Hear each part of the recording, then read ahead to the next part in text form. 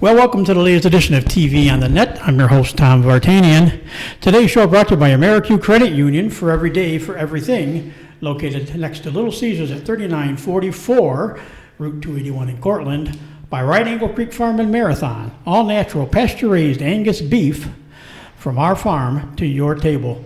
By the Cortland Voice, the exclusive media partner of TV on the Net. For all your local news and sports in Cortland County at no cost to you, check out cortlandvoice.com. And welcoming them to their first podcast, my newest sponsor, the Royal Auto Group on Route 281 in Cortland, the home of no hassle, no razzle-dazzle. Check them out at royalautogroup.com.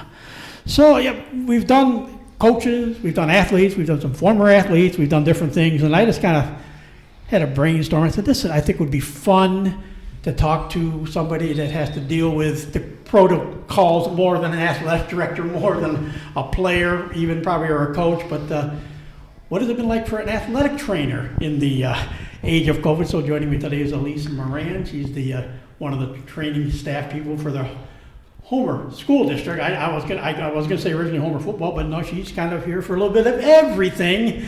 So it doesn't matter which season it is, she is here. And so we thought it'd be fun to talk with you, Elyse. So welcome. Thanks so much for having me, Tom. It's a nice opportunity to talk. I'm a little nervous, of course, it being my first interview too, but happy to help highlight the athletic training program here at Homer and for the profession as a whole. Well, one of my previous podcasts, I talked to Mike DeCenza a little bit about it. I'm going to say previous one because I've got to listen to it, and I think we're going to be okay without the mowing machines in the background yesterday at Cortland Country Club. But he mentioned he's the equipment manager along with being the golf coach, so he's kind of had to deal with certain things that way. But he said so much of it's the training staff. They're taking a shot. They have to make sure people get their shots. They're the ones running them up to SUNY Upstate to get the tests done and all that kind of stuff. So, yeah, he said the trainers are going, triple overtime this year trying to do everything we got. So I guess is that the same in the boat for you, kind of? So the overall theme of athletic training, we joke around, is duties otherwise as assigned. So we have a specific set of duties and responsibilities that we're, in charge of, making sure athletes are safe on the field, they're prepared for each practice and game from any type of rehabilitation or injury standpoint. But yeah, a lot of those things, especially at the collegiate level, like transporting kids to doctor's appointments, MRIs, getting testing for COVID, all that stuff kind of somehow falls on the healthcare professional. But at Homer High School here, a lot of it is just following guidelines from the state that comes out and helping along with Mr. Elyse and the coaches and what we need to do here. So before we get into what you're doing here and kind of what this year's been like, were you involved in athletics back in your high school days and everything too? Yeah, for sure. So I grew up in Whitehall, New York, up by the Lake George area, right on the New York-Vermont border. Section 2 athletics, small Class D school. I played a little bit of everything. We had a soccer program. I was involved in that and played basketball. I also played softball for a couple years. I also did cheerleading and was the undefeated doubles modified tennis champ with my best friend, Lindsay. So played a little bit of everything that Whitehall had to offer. I did. So how would you rate your athletic career? Well, I was really good. I peaked athletically at about age 15. So that's why I went into athletic training. I knew I wasn't going to be on the field, but I thought on the sideline would be a really good way to continue my athletic career. What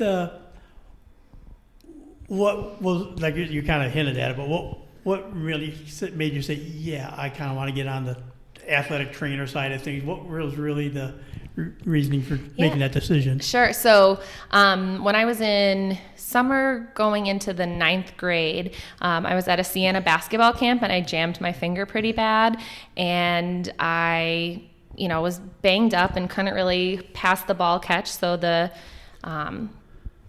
coaches, they were Siena women's basketball players, and they said, go see Scott, go see the athletic trainer. And I went into his room, and he had this room full of stuff to make people feel better. And he simply taped up my finger, so it's not broken. You just tape it up. and you go back out there and play. And I was back in drills in 5 minutes or less. And I said, this is so cool. I would love to be able to do that for kids so that they can keep playing and doing what they love. So that's kind of what got the gears rolling. And then as I kind of understood a little bit more about athletic training, because like I said, we had a small school, so we never had an athletic trainer. I started paying attention to football games on the TV, and then they got to drive that cool gator out when someone got hurt. So that kind of sold me there. Yeah, so that's my origin story in athletic training. Yeah, I'm kind of curious. What is it about ninth graders going to basketball camp? Because I went to one up at it used to be Eisenhower College up in Seneca Falls. I went to a basketball camp and got tripped up one of the first days and cut my hand open pretty good. So I really couldn't do a lot of things. I finally, I think, played in a game to the last day or so camp. But I was relegated to a lot of just doing dribbling drills, and I could try to shoot.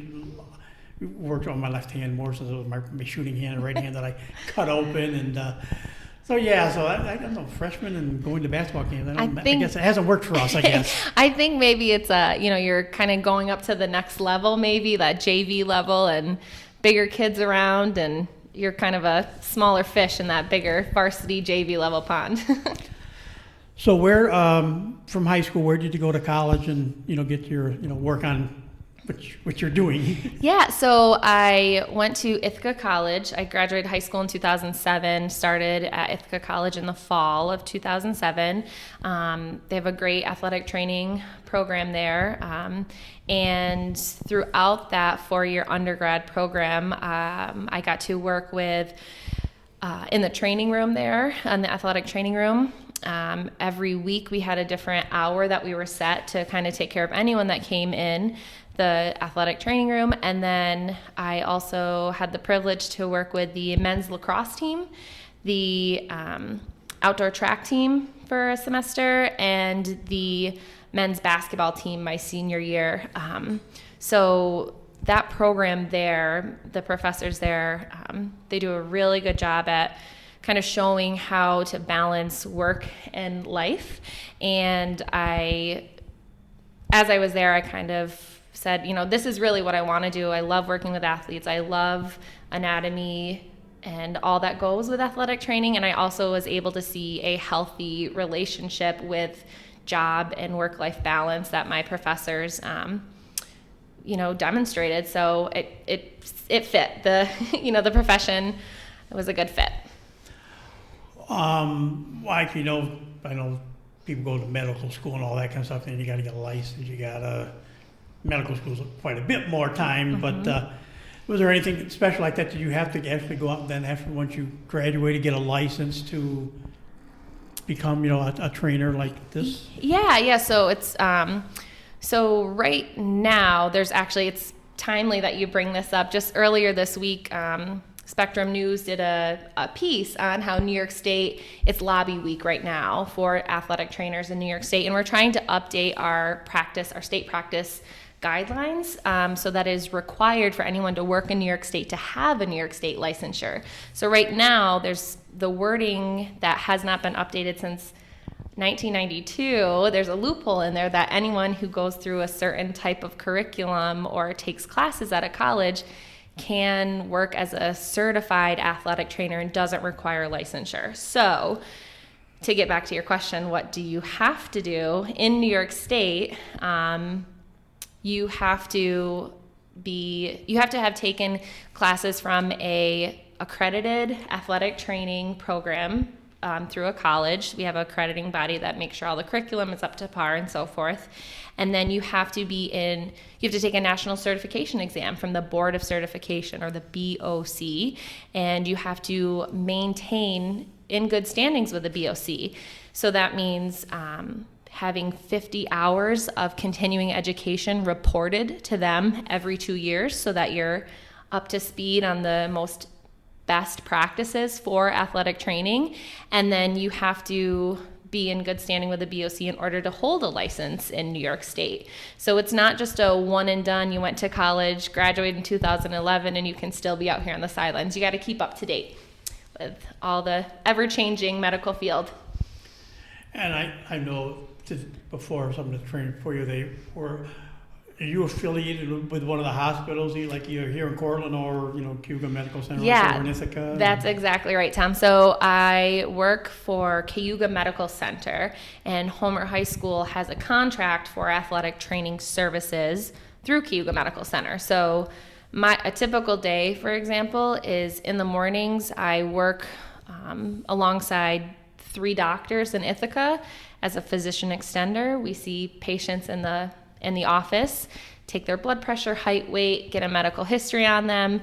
When that morning clinic is over, I throw on a ball cap, throw on some khakis, and head over here to do injury clinic for any athlete or any student, not just athletes, but any student who may need a musculoskeletal exam. Then I come over here and work for a few hours a day. If there's a home game, then I stay for that. And so I get... People ask that a lot, like, do you work for the school? Are you a teacher? No, I get one paycheck from Cayuga Med, and Homer contracts those services through Cayuga Med. Yep. All right.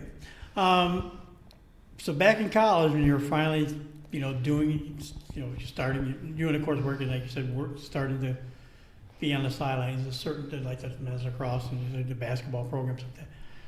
What was it first like, you're a young girl and all these manly men that are playing lacrosse and basketball.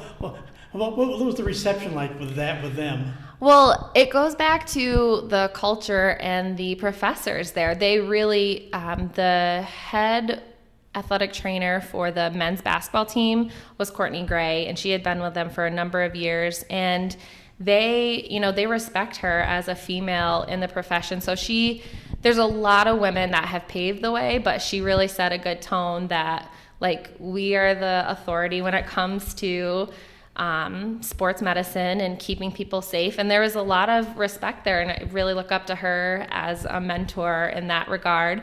But also the other professors, like, there was a really good culture of, respect across the board, not just if you're some big, tough, macho, like, quote unquote, like football, whatever.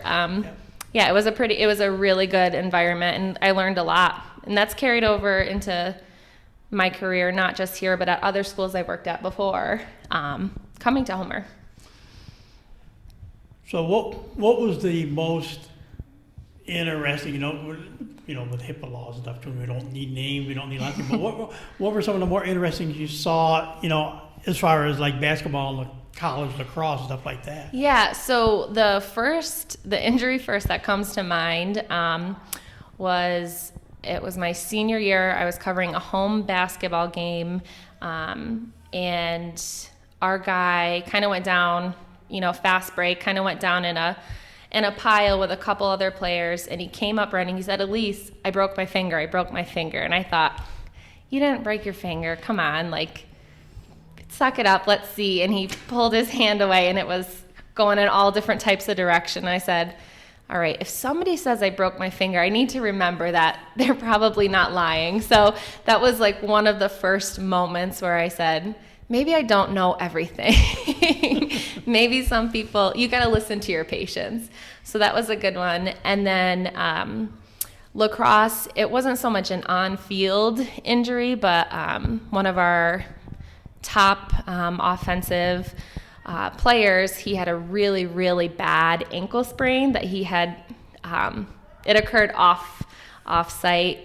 Legend has it he was running to class and it was icy, but that always sounds good. There may have been an intramural basketball game, we're not really sure, but that was the first injury that when I was assigned to that team that I kind of was able to take lead on, and that felt really good to be able to see, like, from a few hours after the injury all the way back to playing in some key games a few weeks later. That felt really good.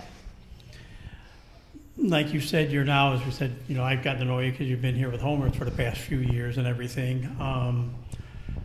But you said also, other schools you worked with before you came here? Yeah, so the first job responsibilities I had at Cayuga Medical Center was I was an orthopedic patient navigator, which is a mouthful, but really what I did was answer phones 4 to 5 days a week and helped people make appointments and really navigate through the sports medicine, physical therapy, orthopedics system. So it was a lot more patient care, but on the back end of things, or not face-to-face with the orthopedic service line. I did that for a while, and then 1 or 2 days a week I covered games at Ithaca High School, Spencer, Van Etten, Moravia, and Newfield. I did a lot of injury clinics and game coverage out there. And then I transitioned into working at Wells College. I was out at Wells College, same situation, contracted services through Hugo Medical Center. I was at that Division III school for 5 semesters. And then some personnel shifts came around, and we hired some people, and some people shifted around. So Adam Long, who was here before me, also worked for Hugo Med. He took a management position in our practice, and I was able to slide in to his position here back in the spring of 2016. So that's how long I've been here. Yeah. And what, like I said, in here you've dealt with everybody, from the girls, boys, modifieds up to seniors. How different is that? Like you say, we just happen to be watching a modified football practice ending up here right now and stuff, but how much different is it from dealing with kids with from the modified level that might have an injury that you end up taking care of to a varsity player that a junior or senior or stuff like that? Yeah, for sure. Well, I think there's a lot more similarities than differences, to be honest with you. I mean, at the younger, the 7th and 8th graders, sometimes this is the first time kids have been even sore, or not even hurt, but they're feeling some aches and pains as they go out as we're watching this football practice right now. A lot of these kids, maybe they played through the youth program, but things are different in 7th and 8th grade. People are bigger. So a lot of the time it is like trying to decide, are we sore? Are we hurt? Do they just need an ear to say it's going to be okay? That doesn't change much up to the high school, the higher levels of high school, even to college. Athletic trainers have a really special role because we're not parents to these kids. We're not teachers grading them. We're not coaches, assessing their skill level on the field. So we're kind of this kind of safe spot to land and be like, what do I do next? So not too much difference between 7th, 8th graders and juniors and seniors. I'm just kind of going to the mental attitude. Like in the college, odds are most of them, unless you're really exceptional, especially in like a D3 school stuff, the odds of going pro are slim and none. That's kind of the end of your career. So I don't know what their attitudes are if they face an injury that might be the end of their career, and I wanted to be a pro, and that's not going to happen. To a high school kid, it's obviously trying to possibly get a scholarship and go on to college. Does any of that, just the mental part of that play into the realm with anybody you'd have to deal with, it'll be okay and stuff? Yeah, for sure. And also too, as I think, the older that you get in your high school career, there is a sense of maybe that last game of volleyball, football, softball, field hockey, whatever. So there's a little more of that pressure, is this it? Is this it? And a lot of the stuff we do is, okay, maybe this is not a career ending, but a season modifying event. And we can see how we can get you healthy or keep you involved in other ways. And that's important to treat the whole patient, the whole student athlete, not just the knee that they just really, really, messed up, as they say, or my ankle's super weak, treating the whole student. Mm-hmm. And in high school, normally you may get 15, 20 games depending on the season. College seasons are longer and everything like that. Does that play kind of in their minds? You find you have to, you're playing so many games, and then all of a sudden you got to play more. But at the same time, nowadays too, especially the high school kids, some of them are playing certain sports year round. You're playing clubs in the off season and stuff. Does that you kind of say, well, you may have to back off something because you've got to let this heal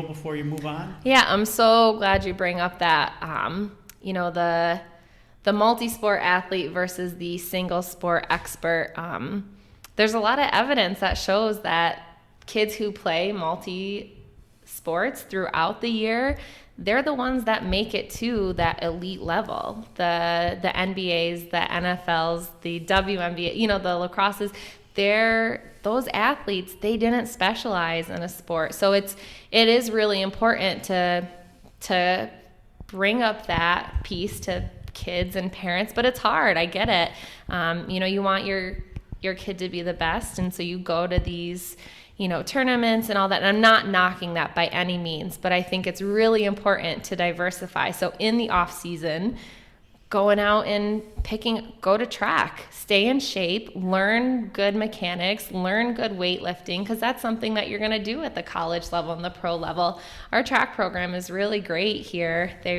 I think they're really balanced in what they do and how they coach kids, and picking up a lacrosse stick, going to softball, running around at field hockey, change it up. Try some things out. You might find that you're better at something than you thought originally.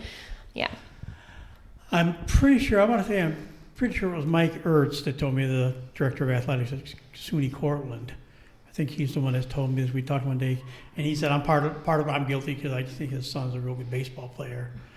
But he said, and he's fed into letting him be more of a baseball, but he said, I want him to be more of a balanced athlete because you use different muscle sets. Like, say you play football or soccer in the fall, then you play basketball in the winter.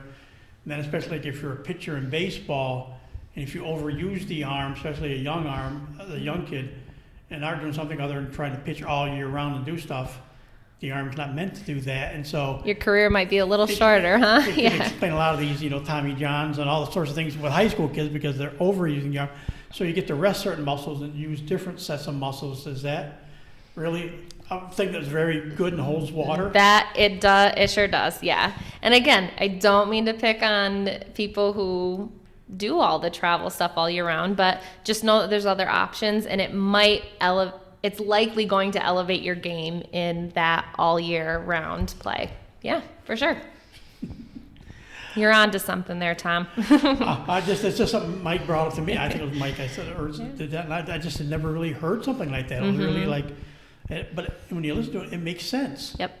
So, rest the arm, and they complain about kids with pitch counts, and that's got more prevalent even at the high school level, how much you can pitch as much as the pros and the college level now. So but I said it does make a lot of sense. Softball is more of a natural motion, where an overhand pitcher, especially, your arm, that's not a normal operation. So, it is, like I said, it's interesting that that I've heard that perspective and not really thought about it before.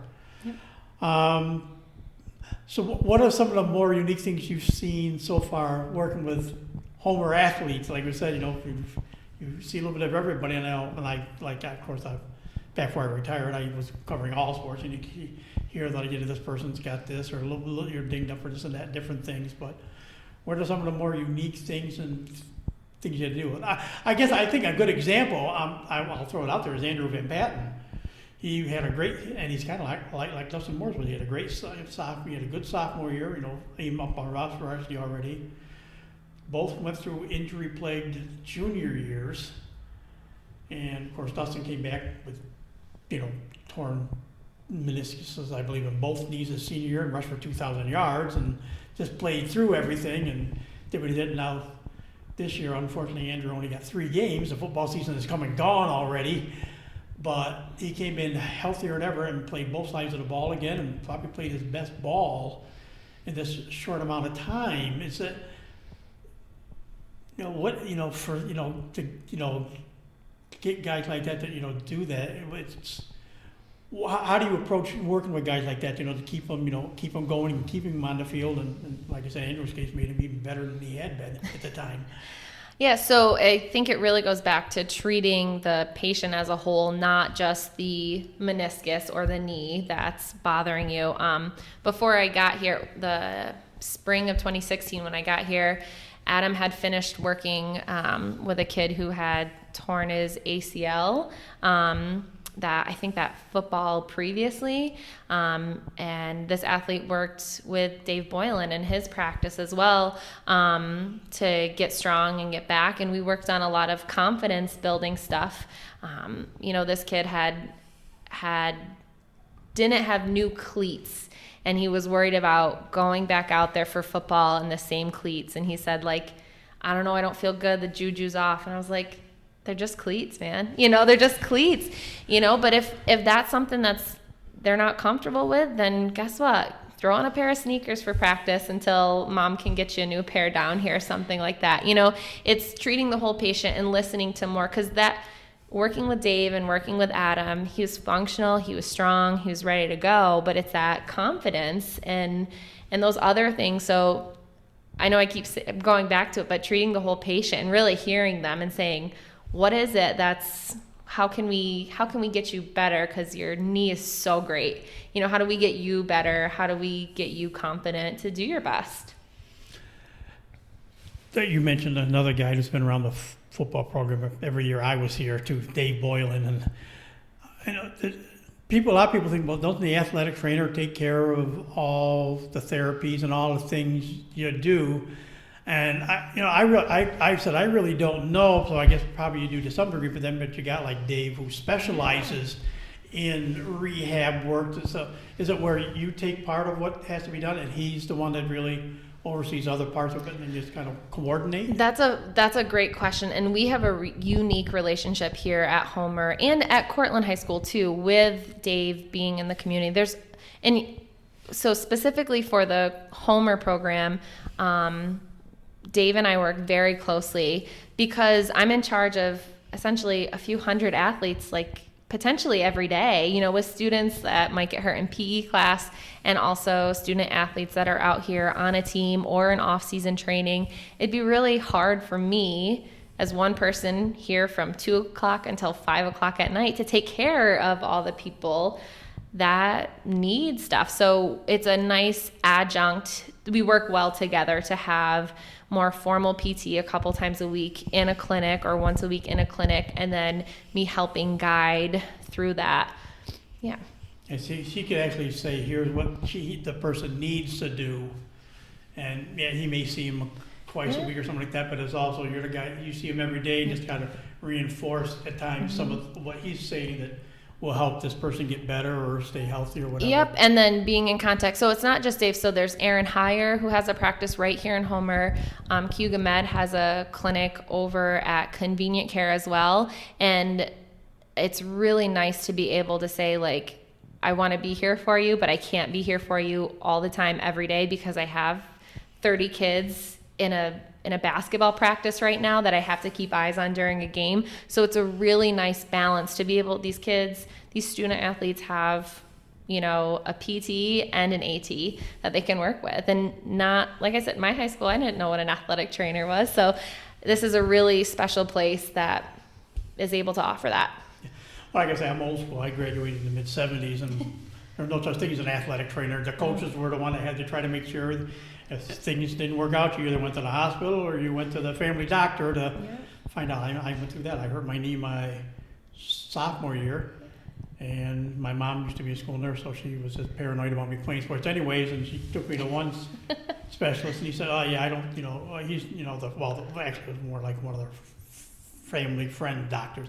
Yeah, no, you're right. You're not gonna be able to play football again, or you're done this year. And then my junior year rolled around. I said, no, so I didn't play my junior year. Yeah. But I said, I still want to play football my senior year. So I said, I want to see somebody else. And I ended up going to a specialist down in the Binghamton area. And they said, no, you're fine, which petrified my mother again that I couldn't have been wrong. No, mom being a nurse again, no, it can't be all right. No, he's fine. Everything's fine. Yeah. He'll be able to play. And I'll tell you too, Tom, that a lot of my role here, yes, I'm a licensed and certified athletic trainer, but a lot of my role here is being that liaison between the kid who's potentially crying or swollen or upset, the student athlete on the field, and parents or whoever they live with at home, saying, this is not a medical emergency. It's not something that has to go to the hospital tonight. Let's put some ice on it. Here's care, what you need to do at home tonight check in with the nurses tomorrow, see how they're feeling. If they're not better, then go to the doctor. And that's another thing too, that my relationship with the nurses is really great. I check in with them almost every day, depending on what time I arrive here, but usually I go to their room every day and say, hey, how was the day? Anybody need anything? Did you get any notes from any doctors? Something that happened like over the weekend that I don't know about from a coach. And it really is about being athletic training, being the kind of middleman between coaches, parents, grandparents, sisters, brothers, the Mr. Elyse, the nurses, doctors, PTs. So we have a really unique role, and it's very well respected in this community, which is nice because it's not everywhere. Not everywhere gets that experience. And I know some schools, just in the area, there are certain schools that have somewhat kind of good setups for a trainer, that they might have a trainer that comes in and sees kids stuff like that. But I can't think of many that have, like you said, you got your own table, you got a good setup on the sidelines in football, and a lot of the sports you have a setup out here. But not many have an inside setup, right? You have right now by the locker rooms in the school building where you have your own, training room that you can work with kids too. That's a unique, I think, for a lot of schools. At the high school level, for sure, it's unique. We're really lucky that when Mr. Carboyne was planning, he planned out a spot for athletic training. I think because before I was here, I know they were kind of working out of a smaller closet, and then during construction, I got to share some space with John and Justin in the custodians area. They were very sweet to share that space, but yeah, to have a room that's specific for, it's a clinic, so that is really special. I know a lot. I think it's funny. I've seen the interaction. I see it during the games and before games and different things you go through. Things that back, like I said, in my day, the coaches wrapped your ankles, and you got all that done before you went out even out to start warming up or something. Now it's who needs an ankle wrap? Okay, go see Elyse. Elyse, you wrap them up there. Everybody else is doing the thing. The coaches are concentrating on what they need to do to get ready for the game, and you take care of the kids that way. So it's really something, and it's amazing it took like this, so long for something like that to happen. I said I've been out of school almost 45 years now. So I think, and be the standard, more and more athletic trainers are getting hired at the high school level, at the secondary school level, and that's really important. We got a lot of student athletes here. So. And I know, like I said, you're pretty much Homer, but I know there are some, and I know even Dave, were some of the McGraw kids now, and there are other, like you say, a lot of Mark Hugh Med people that are. So there's more than, like you say, you're here at Homer, but there are other from the Cuban Med Group. They're trainers at other schools. Yep. So Nicole Humph is over at Cortland, and Ainsley is down at Ithaca High School full time. So, and then we have contracts with the other smaller schools, so it's not full time every day after school, but they have an injury clinic one day a week, and then coverage for specific sports. A lot of it is football, but there's also some soccer, field hockey, and wrestling that they cover as well.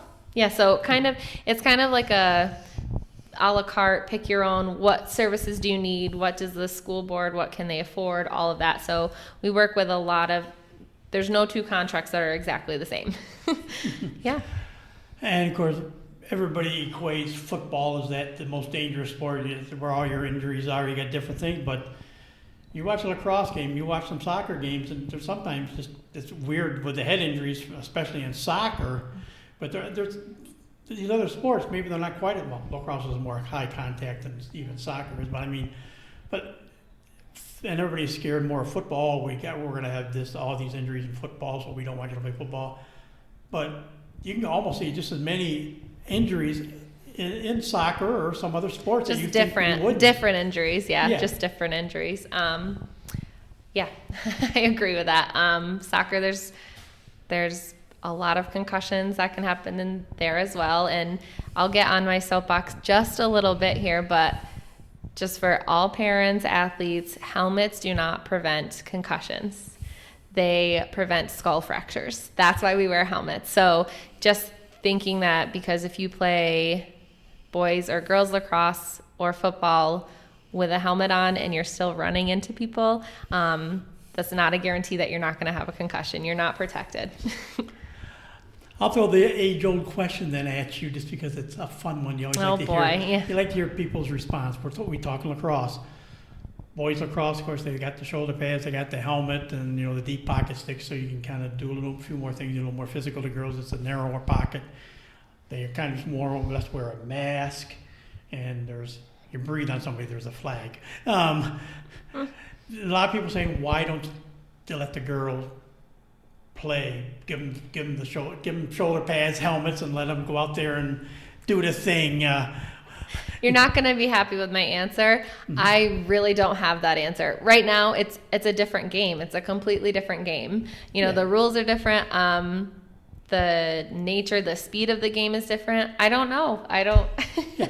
I was just saying that people are saying, well, if the girls could play like the guys and they could play more physical if they had the deeper pocket because you can control the ball better. And you have the helmet, you don't have to worry about maybe they get. It seems like the girls do have more sticks to the head than the guys do for whatever reason. I think you're right. And because they can't go to the body. and like that, so would it be safer to let the girls have a little more padding and let them go ahead and wail away like the boys do, or is it? Is this they're going to keep it that way to get all the time? I wonder. I don't have that answer. That's very fair. I just figured to throw it out there because that's always been the fun thing I have always heard so often from people about, of any sport. And so, that's kind of figured. I just got to get your opinion. And, of course, you're in a unique position at Homer as well. Like I said, we've got, the usual sports everybody has, and some have lacrosse, some don't. Some are just soccer and baseball, softball. But in the winter, Homer, normally, this year it was a short winter, a strange winter, but you get to deal with ice hockey players. How much of a difference is that dealing with the hockey players compared to the usual the one that most people have? So I will say this too. So Dave Boylan has primarily taken over coverage of the Golden Eagles, of our combined Cortland Homer hockey team. I will say that I've covered hockey in the past. And you don't see hockey players unless they're really, really banged up, unless they're bleeding, unless they're really hurt. So hockey is a fun and also kind of nerve-wracking sport to cover because if someone's coming to you, it's go time. Like you got to really make some decisions. You really got to treat them most of the time. So yeah, Dave's kind of taken that lead, and there's some kids that I'm like, do you play a winter sport? Like, yeah, I play hockey. I'm like, oh, you're covered with Dave there. All right, sounds good. I'll see you in the spring for baseball or lacrosse. We'll see you in the spring. Yeah. I'll see you in the spring. And then, do you play soccer? Oh yeah, I remember you from soccer, from football, or cross country. But yeah. So, like you say, you do. There's a lot of, like you say, parents, interaction, but there's also a lot of interaction with the coaches. Yeah. What's it like going between seasons? Like say, somebody gets hurt maybe somewhere near the end of like a football or soccer season, but they are a hockey player or they are a basketball player, or they are a three-sport athlete. Is that stuff you, at some point, as you're getting ready to start practice for another sport, you interact with the other coach saying, yeah, this guy got this in the last week of football or something, mm-hmm. and so we have to kind of watch certain things. There's got to be a lot of interaction between you and different coaches at times. Yeah, there is. And again, treating the whole patient, not just the injured joint or muscle, whatever is going on, but talking about, hey, and normally there is a little bit of time between seasons. This year is different, as was with everything, but how can we modify the beginning of the season or the tail end of the season so that they do have time to heal? So if it's a lower body injury, maybe we just focus on rehab of that lower body, and then they do stick work or, ball handling skills, upper body stuff. How can they still participate? Just because your ankle or knee is sore doesn't mean we have to shut you down completely and you're done until, for 3 weeks. So yeah, a lot of communication. You hit the nail on the head, trying to keep everyone in the loop and, asking what the athlete's goal is. Do they want to play that next season sport? Are they confident? Are they ready? Is this something that they were kind of on the fence about anyway, and now they're hurt, and it's a perfect chance to say, I don't want to do it, or is that driving them more like, I can't go out on an injury, I got to finish this next season strong. So again, it all does go back to taking care of that patient and their needs and the family's needs, talking with family, brothers, sisters, parents, grandparents, aunt, uncles, whoever they live with, and saying, what's our overall goal here? Yeah. I asked this question back when we were talking about college athletes, so let's go here. Like I said, the high school kids. You got all the, that way everybody, unfortunately, is so social conscious about everything. Dealing with high school boys compared to dealing with the high school girls. Does it sometimes, is it more awkward because of that, or does that, or that's something in your mind, it doesn't matter because that's just what you're trained to do, but do you see sometimes a little bit more nervous? Oh, I want my kid to see this person. I don't want him just, I don't want my son to see a female trainer or something. Does that something you kind of deal with it at this level?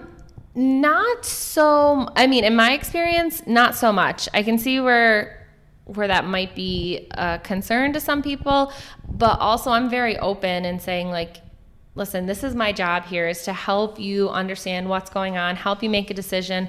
I'm never offended if you want to get, a second set of eyes on an injury. But my door is truly always open. And I try to make a warm and welcoming environment. I just did a continuing education last night about inclusivity in the athletic training room. And I was pretty proud of myself that a lot of the stuff they talked about, I feel like I was doing a good job at. We have athletic training rules, no swearing, none of that. If you swear, you have to take a lap, get out of my room, that kind of a thing. We also have, some kids are like, they just need a place to land, to put their book bags down and say, hey, Elyse, just leave my stuff here and I'll be back after practice. All right, sure, that's fine. And I've been really lucky here that I've been supported to be able to see all these student athletes. And I haven't run into that too much here. And I feel pretty fortunate about that, but I also think I've kind of cultivated that too, and saying, whatever you have, if I don't have the answer, we can find someone who can. Yeah, so not too much different. And I will say I do have some snacks usually in my training room. So boy, girl, whoever, if you're hungry at 2:30, you can usually get a good snack. some pretzels or a piece of chocolate or something to get you going through to practice. So I think that's the great equalizer. So we've covered a lot, which I wanted to do. But before I got to the fun topic, which for my first few podcasts when I started in October, that was the only conversation. Let me guess. COVID? Oh, COVID. Okay. So, and I know it was, I'm sure it hit. Fortunately, I get probably maybe on your side of things. Last year, it happened. Pretty much all the basketball teams, all the winter sports were done. Yeah. And then you just didn't really have any spring sports to worry about and do things. And then it's became, well, we're going to try to play, and then some sports did play fall one. Others said, well, it's more state saying, others are going to play, just going to be fall two and do that. But then the same thing with basketball was going to start maybe in January, got kind of pushed back and started later. And now next week it's spring, the real spring season in is like here. A few days, It'll be the real spring season compared to the pseudo spring season where we just saw the fall two season be basically the early spring season. I know guys like Tom Crottrell with lacrosse, they had so much nice weather, a lot of nice weather for fall too during March and early April, and you die for that as a coach to have nice weather. It was the fall two season, but now they're going to play a little bit longer if they want to in the spring here and do some things. But what has it been like doing that? Like you said, you still have to do your job. You still got the kids to make sure they're safe and everything. How's your role changed this year as far as having to deal with all the protocols that COVID has brought? Yeah. So the fall, like we all know, it was the first run of everything, trying to figure out what worked, what didn't. I worked really closely with Mr. Elyse. He had emails coming in left and right, tweets coming in left and right about what changes were going on and working on the fly. So I think my main role this year was just being an ear to him as an administrator, and saying like, this is what we need, how can we do it, kind of brainstorming together with him. And then I also had an interesting 7 or so months at the beginning of the pandemic. So I got shipped out from sports medicine world to the COVID testing site for a few days. And then I ended up managing the COVID call center for Cuba Medical Center from March until October. So he kind of leaned on me with like, what have you heard here? What do you see is going to happen? How would you manage this? So I kind of took my experience from that COVID call, like COVID land, as you know, we kind of joke about it. And he took his administrative, the things that needed to happen. And we worked together and we brainstormed together on how best to manage kids and practice and parents and spectators and expectations. So it was a lot of trial and error, but what I did specifically was temperature checks and questions at the beginning of every practice. I did a lot of that, and then also a lot of carrying extra masks. If kids were getting sweaty and working hard and they needed a new mask, keeping track, making sure that if they were working really hard and having to pull that mask down, like they need a sub, and the coaches were great with that too. So my role was more of like being an ear and being a support for the administration and how to run things smoothly, but still able to do my job, and keep an eye on kids. So a little bit of a juggling act, but more just every day just showing up and seeing how we could help. Yeah, and I thought ironically it was kind of interesting, especially watching the Homer teams a lot. Homer, as their programs, as far as their programs are concerned, we expected there would be some problems and, games canceled, games will switch, try to reschedule because of, quarantining and stuff. I think I was actually impressed. It wasn't so much always the Homer teams, it was the teams they were playing that did that. So it seemed like everything that, everybody wondered forever what was going to happen. And Todd was kind of going crazy, trying to keep stuff straight, and could parents get parents. But it seemed like everything that got worked out by the school seemed to be a solid plan, and it's, like we said, we've been kind of lucky. It's been pretty, I agree. free. And I think the other thing too is not just Mr. Elyse, but also, Mr. Turk specifically. I think because there was so much unknown with getting kids back in school, etc. The emails that he would send, like, we have had an exposure at the junior high level. These emails that we got that said X number of teachers need to be quarantined, X number of students need to be quarantined, school will switch to virtual in these days, or it doesn't impact. I think it's just the communication piece is so important.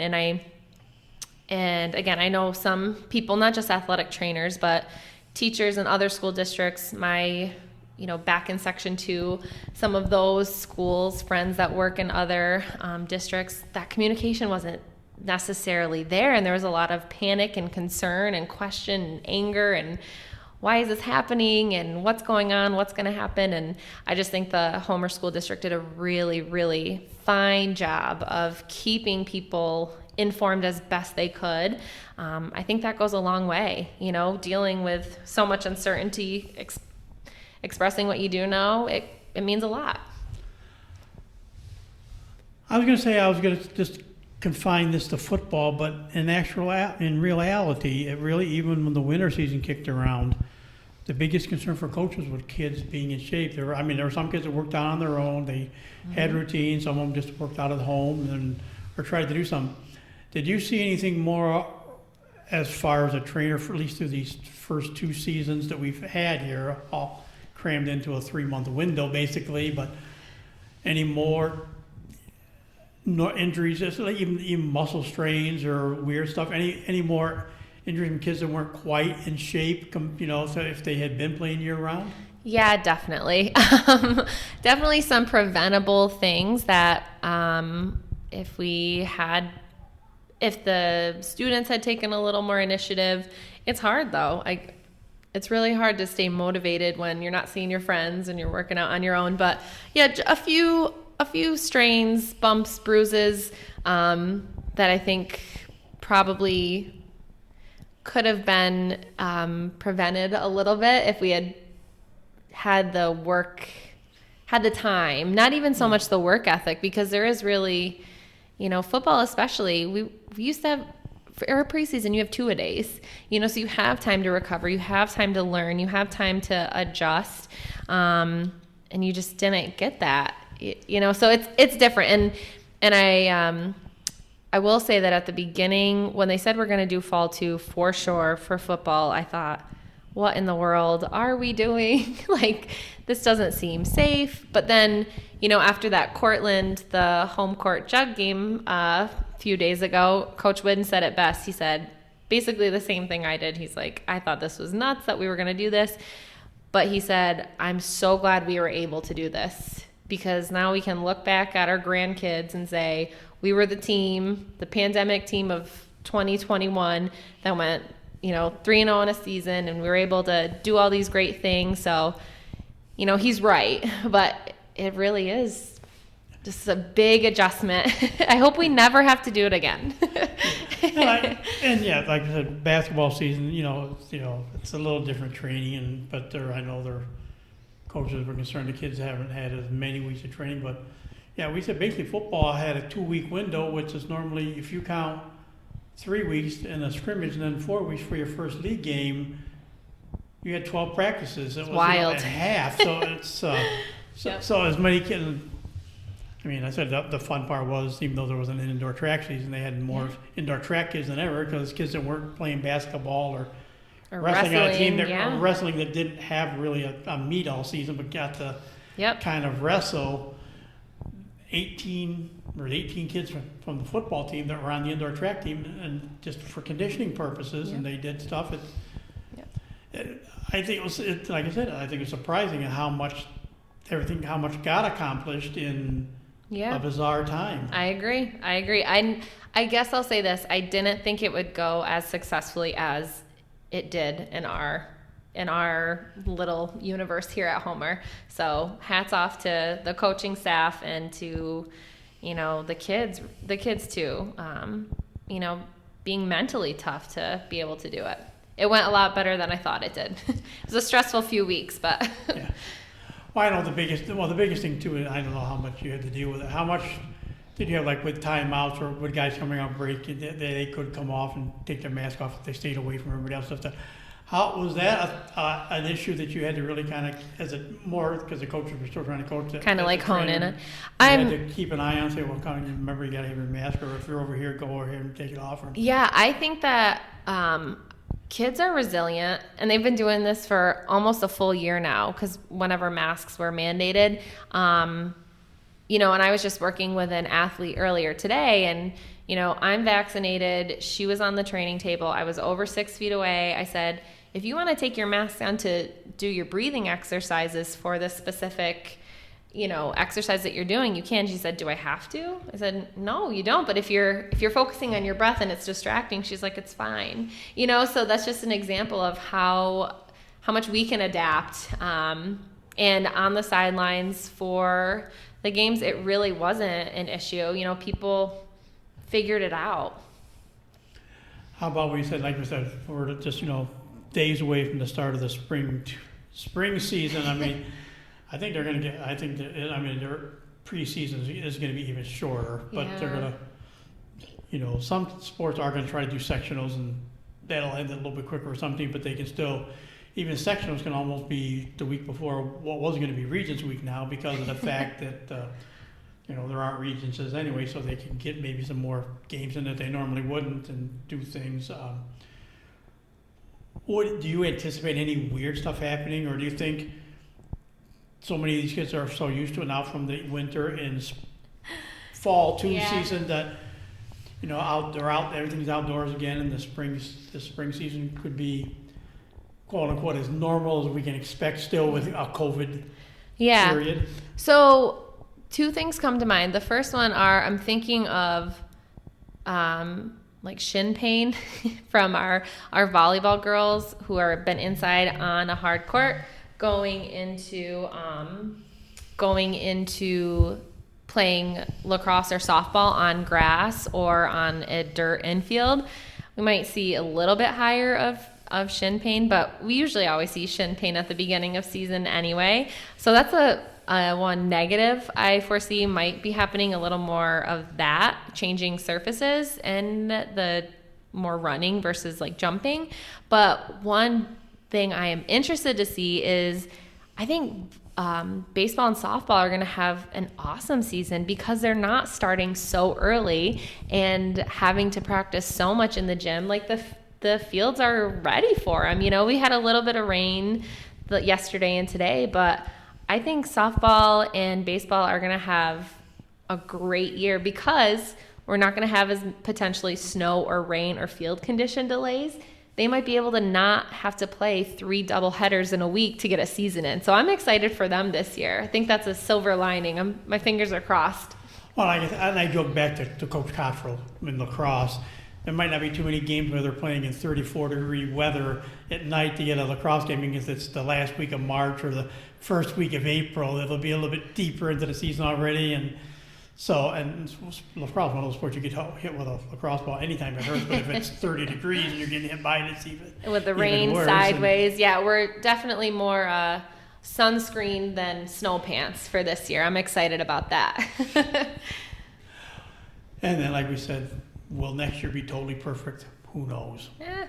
You know, will there be more than just parents allowed? That'll be the big thing. Will more than just parents be allowed? But kids have seemed to really, and at least it's nice to have something. Like I said, yeah, it was like I said, the home court game was weird because that's the one where usually your stands are packed on both sides with parents or all that one side at Cortland for the most part. But there's also like people standing almost 1 or 2 deep all the way around the field, and that wasn't in the cards this year. You had these handful of parents from both sides that were there, and that was it. So it was different. But I think that it's funny. The kids. That's another thing. The kids have to adjust. They seem to have adjusted to a little to no crowd this year. Kids are resilient. Yep. I think they've taken this a lot better than us, quote unquote, adults. They do a good job. Yep. As far as I kind of run out what I kind of want to talk to you about. I think.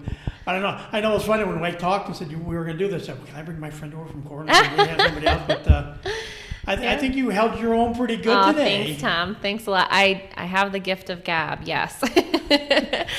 But like we said, I thought it was interesting. Like I said, it was interesting because it's people don't know a lot what the trainer goes through. They say, they're down there. They're making sure the kids are okay. But there's so much to it. So I thought it would be fun to talk. I'm glad.